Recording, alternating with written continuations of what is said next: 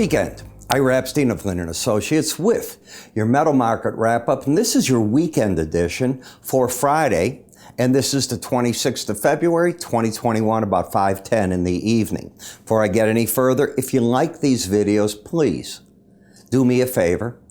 Hit like when you watch them on YouTube. It helps my ratings go up. If you have a comment, ask it there. Don't ask me a trade suggestion. I can't answer them in an open forum. It's not that I don't want to and can't. It's that the government doesn't want you to. And if I do so, it opens up a whole can of worms. So I'm not willing to do that. But if you wrote me privately and I wrote you back privately, I can always do that. Okay? That's a different thing to do. So as we look at these markets, now what? All right. Correction time. I've done my very best over the past 2 weeks to be telling you that if interest rates are climbing, there's going to be a rotation, the market's going to get nervous, the chances of going back down to 0.6 on a 10-year note, unless you get a COVID disease that we cannot cure, it's a glimmer. What is happening is the market's embracing the idea of 1.5 to 2% 10-year notes. Now, did the market maybe get overdone this week and heat up too fast? I would say that's a possibility. Is it getting the Fed's attention? Maybe. You heard what I said. I didn't say yes. Maybe. I don't know that the Fed's going to stop in because you get a stock market that sets back. It thought it was frothy anyways. It's concerned about employment. That's what it wants to see. I think the Fed was very pleased to see that Costco was going up $1 an hour on its wages. It wants to see wages go higher, but it wants more people employed at the same time. Those are the things I think that you're dealing with. All right. So in the gold market, where did you fall to? Here's a monthly chart. I didn't think you were going back here, to be honest. I don't think a lot of traders did. I thought you were going lower in gold again. I didn't think it was a good investment, but I didn't think it was going back to the monthly chart point of 1715.60. That's an important number. This is a number where the market should fight to find its footing.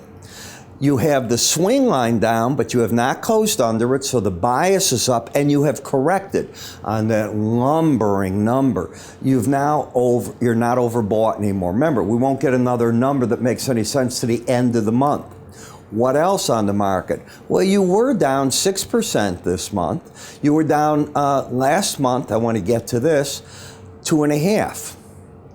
So overall, the past 2 months, about 9% down. Okay, that's a correction. From the top, it's more than that. I think this is a zone that you have to be looking at. Is the market now going to find its footing?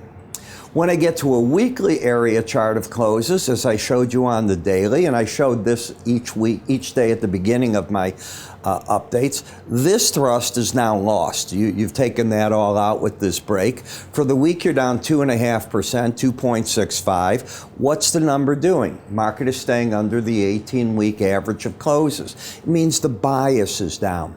So if you're getting buy signals, this is saying, no, you shouldn't be taking them on a weekly basis. You got to do what you want with them on a shorter basis, but that's what it's saying. It's looking for sell signals, not buy signals. That's the way to look at it. When we take a look at the weekly chart, so here you're pulling back, and there's plenty of space you can drop down yet. So unlike the daily chart, which is trying to fight for its footing and it's losing it, this is now into the next sequence of the footing right here. So let's call it from the 1660 level up to the 1750 level. That is this level that you're broken into right now for the next potential support. The trend is down, and forget this week, I'll take it off. Prove it to you. Lower highs, lower lows. You've had this. You didn't need last week. You had it before then. You've been in this downtrend is the point that I'm making to you. What about filtering it with moving average? Well, if you look at the 18-week moving average, you've been under it. Where's the market rally to find its resistance? What I call that line in the sand. It is approximately that 18-week average of closes. Markets, when they drop hard, that's a common number. If you look at this chart, your next support on a moving average, we just looked on the bigger charts. I said 1650 there. Here it's 1630.70, and it'll probably climb a little bit next week. Watch. There you go, 1639.70. Got it? As you add them, the slope is different on that. Where's the Bollinger Band? Okay, right here. So you finished, not last week, last week you were over the Bollinger Band, first time you're under it. You only stay under it 5% of the time. And on the weekly chart, if you look at common day lower, you don't stay over the upper band very long, and nor have you stayed under the band very long. So I think the market's getting down to that value area, and when you tie those other numbers that I pointed out, like on the monthly, gives you an idea to start looking. When I take a look at the momentum, it is oversold. So you have a market that is oversold on a weekly basis. It's under the Bollinger Band. Only 5% of the time you stay above or under a Bollinger Band. You can get successive days. My rule of thumb is I count each successive close under or over as one of the 5 percentage points, and I subtract it. So coming into Sunday night, I give the market a 4% chance this coming week of staying under the Bollinger Band. Hope that helps you understand my thought process. As for the gold-silver ratio, still favors the silver market, and in the silver market, an ugly chart. Gee, where did the market stop going up? Bollinger Band. Let's call this Reddit, because that's what it was. What, weren't they going to squeeze the heck out of silver and take it to the moon? Well, the Bollinger Band it pulled back to, and where's it been fighting? Right there, because 95% of the time that's what the market looks at, and I'm not the only person that understands it. As you know, I'm doing my enhanced Bollinger Band course. I'm halfway through. I'm going to be working on it this weekend like a dog, trying to get it all finished up, and I'm going to be releasing it ideally next week. So if you're a Bollinger Band freak, like I am, and I really pay attention to that, it's going to be something you want to see. And when I say enhanced, it's enhanced. It's different than what you're used to seeing. So when I look at it, I've got lower low, higher high. I don't know what to do with that type of chart. Copper. How often do you stay over an upper Bollinger Band? 5% of the time. You got over it here, got over it here. What do you think it's trying to do? It's trying to get back under it. The number, you finished 409.45, you're 100 points from it. I think you're going to get under it, but you haven't even turned the Bollinger Band down. So you're not even saying, hey, the market's going to make a big run to the downside. I think the battle is, can you just get underneath the Bollinger Band and see what the buying looks like under there? In the platinum, same thing. Traders that are buying here for the moon, I laugh at it. I go, okay, you're 2 weeks in a row up, so you're telling me that 97% of the time it's going to try to get under that band, and you want to bet on that other 3%. Thank you. The shorts are saying thank you.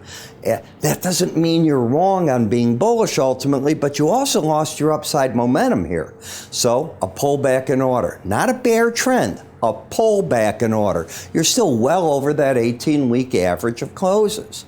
In the dollar index, what have we rallied to and failed recently? Well, why should I think different until it occurs? So I'm looking for resistance at 91.07. Can the market turn bullish on a weekly chart? Let's assume it gets over that. Let's assume it clears 91.60. On this pattern, no. Ira, what do you mean?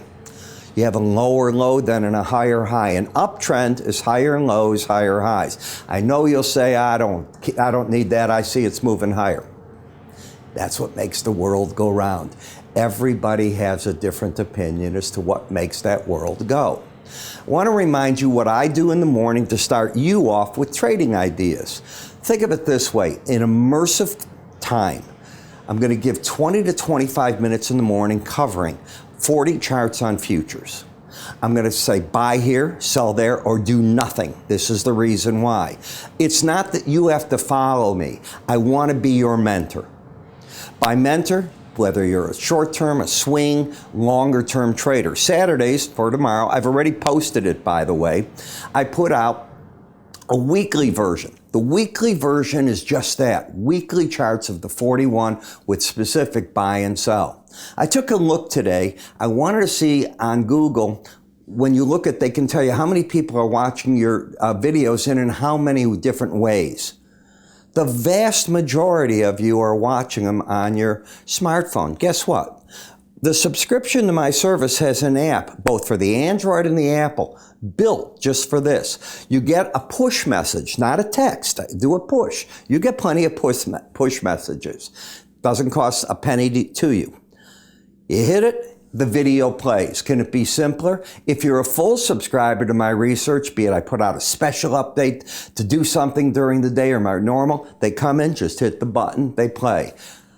You talk about tying it into that. I think we've done that for you. So what about the rest of it? Where do you go to? Well, I'm going to cover these markets in a pretty specific way. I'm going to start you off in the news at 5:40 in the morning from Asia, Europe, and what I see.